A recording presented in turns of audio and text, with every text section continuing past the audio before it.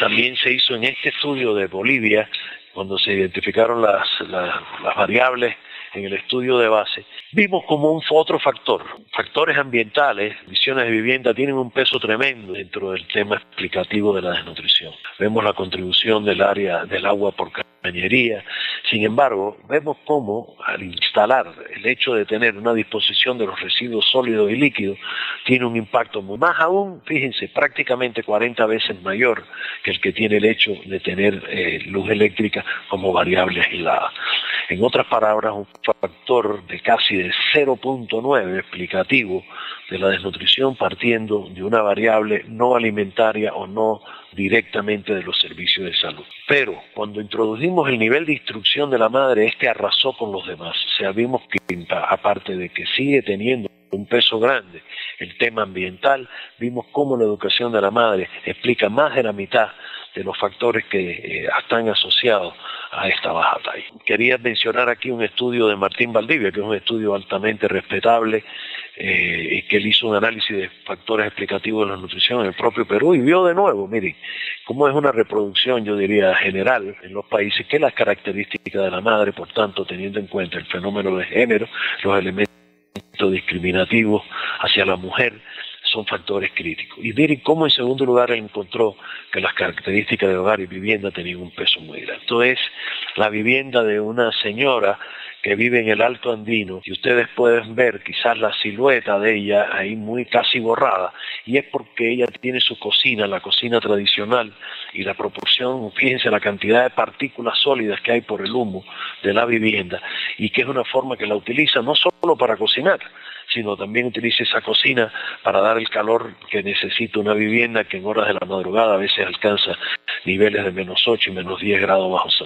bajo cero. Y aquí fue otra intervención de las tantas que se han hecho en Perú, en el que es la incorporación de la cocina mejorada, en el que fíjense ustedes qué contraste, hubo una reducción notable en lo que era la proporción de humo. Y esto es una cocina desarrollada en varios países, pero en el caso de Perú, este es el modelo que se hizo, que tiene 2 hornillas,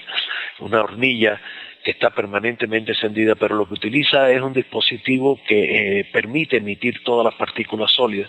o sea, el 85% de las partículas sólidas, y que en este caso drena gran parte del humo que hay dentro de la vivienda. El impacto que tuvo eso en las infecciones respiratorias agudas fue medido justamente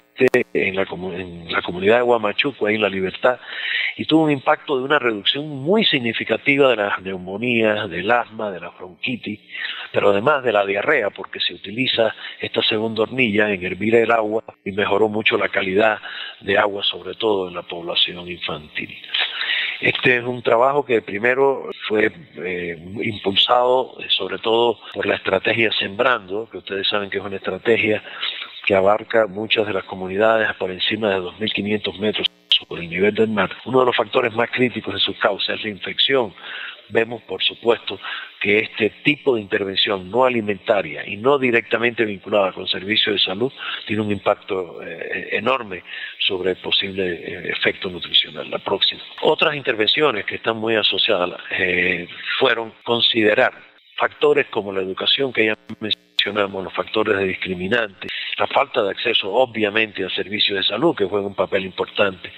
el tema del empleo decente que en gran medida, sobre todo en áreas rurales, está muy debilitado. La inseguridad alimentaria, por supuesto, que tiene un papel crucial, la producción local, las enfermedades infecciosas, la vivienda inadecuada que ya mencionamos. Y estos determinantes fueron, yo diría, descubiertos, y cuando digo descubiertos porque fue para el contexto peruano, en una reunión realizada en julio del 2004 y convocada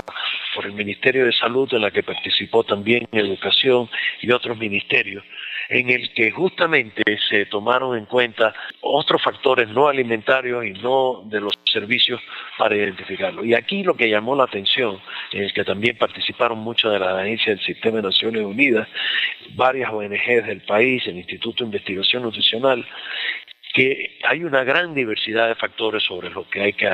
atacar a lo largo de todo el curso de la vida, o sea, independiente de la etapa del curso de la vida. Pero también hicimos un ejercicio a posteriori, que eran cuáles eran los determinantes de las diversas etapas, en particular del curso de vida. Y yo aquí no voy a entrar, por supuesto, a discutir cada uno de ellos, porque ahí está en la gráfica, pero además es un proceso que llevó varios días. Pero ustedes ven cómo el tema del curso de vida es fundamental para hacer un abordaje integral. El tema del embarazo, una madre que no tenga una alimentación adecuada durante el embarazo, que no tenga un espaciamiento entre un embarazo y otro, que fume, que consuma alcohol en exceso, el consumo de drogas, el tema, por supuesto, de una historia nutricional muy adversa, que haya violencia doméstica, que haya un desequilibrio en las relaciones internas de la familia, por supuesto también infecciones urinarias, parasitismo, son factores que ya contribuyen, incluso desde la misma concepción, a afectar el desarrollo y el crecimiento del niño. Y esto, en el caso del parto también, el hecho de la corte del cordón umbilical, la necesidad de tener un parto institucional para garantizar la salud y sobre todo prevenir de muchos eventos adversos durante el fenómeno del parto. Y lo que sí creo que es crítico también es el tema de la estimulación temprana por parte de la familia. Aquí también aparece, inmunización, la falta de cuidado y estimulación en el hogar que mencionaba, no solo de la madre, sino de todo el contexto de la familia, y así a lo largo de todo el curso de vida. Pero quiero particularmente referirme al tema de la adolescencia. Un problema que se ve con mucha frecuencia en muchos países, particularmente en Perú, es la alta proporción de embarazadas en la etapa de adolescente. Y este cortocircuito que hace que una niña que aún está creciendo su cuerpo corporalmente y que no dispone de las condiciones económicas, sociales, para poder realmente criar y cuidar a un niño como se lo merece, es uno de los fenómenos conspiradores más críticos de mortalidad infantil, pero también del estado nutricional y del desarrollo posterior. El otro elemento es la abogacía. Aún un grupo que en este caso al inicio comenzamos como 11, posteriormente se ha ido incrementando, de ONGs como ADRA, CARE, Cáritas, la Mesa de Concertación y Lucha de la Pobreza, en la etapa inicial PRISMA, y algunas agencias del Sistema Nacional de Naciones Unidas y bilaterales, conformamos lo que le llaman la iniciativa de lucha contra la desnutrición. El tema fue llevar, pero a una gran escala, el tema de la desnutrición como un problema de desarrollo humano. Y aquí en este caso aprovechamos una coyuntura, que el estudio de caso de Perú fue sui generis mundialmente, en el que durante el periodo electoral, no me refiero a estas elecciones, sino a las elecciones previas, tuvimos un intercambio muy activo con los diversos partidos. Y ese intercambio llegó a identificar el tema de la desnutrición como el tema convocador de política social,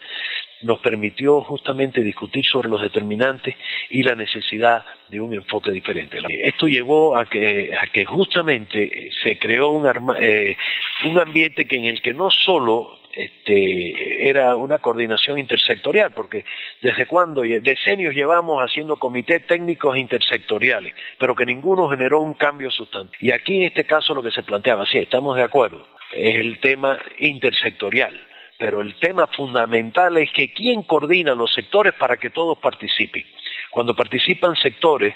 que no son fuertes en la convocatoria o en recursos financieros, muchas veces se debilita la respuesta integrada. De ahí que cuando se tocó la puerta al presidente electo, que era el doctor Alan García, al presidente actual, y a la presidencia del Consejo de Ministros, ellos asumieron la responsabilidad y se armó un fenómeno muy importante,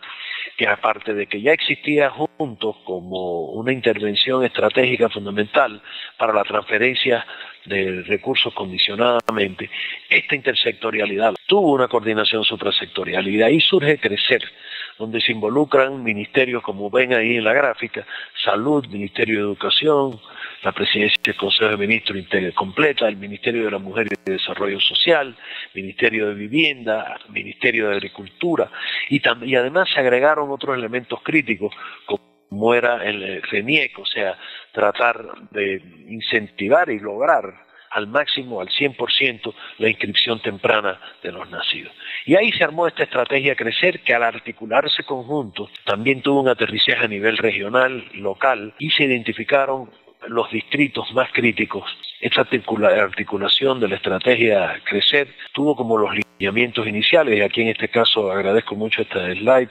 del ingeniero Iván Hidalgo, en el cual los elementos iniciales eran la educación de calidad, salud universal, haciendo una reformulación de los sistemas y servicios de salud, la infraestructura social y productiva, lucha contra la desnutrición infantil como el elemento central convocador, como decía, y trabajo digno. Y además que hubo una reducción, lo que son en algunos indicadores macros de pobreza, sí vimos cómo hubo una reducción a partir del año 2005, que lo vamos a ver mejor en otra gráfica, del tema de la baja talla. Empezó a reducirse, estoy utilizando los referentes del NSHS antiguo, de 25, 21, 18 hasta llegar casi a 17.9, sobre todo en las áreas donde se trabaja en Crecer, en áreas rurales. Este elemento fue muy elocuente, dado que también, por otro lado, ha habido una reducción de la pobreza. Pero esto no solo es identificando la pobreza, como aparece aquí, como un fenómeno de ingreso económico, sino como constructo. Se ha visto que cuando usted interviene enfocando en determinantes las condiciones de vida y las condiciones de pobreza en general, no solo limitadas al fenómeno de ingreso, sino a la posibilidad de acceso a servicios, educación, etcétera, son muy relevantes. La próxima. Y algo que también creo que es un ejemplo internacional fue la posibilidad de desarrollar un padrón de beneficiarios en los programas sociales. Yo recuerdo que de los más de 1.900 distritos en el Perú, uno de los principios fue identificar cuáles eran los distritos en condiciones de pobreza extrema y en pobreza. Y a partir de ahí,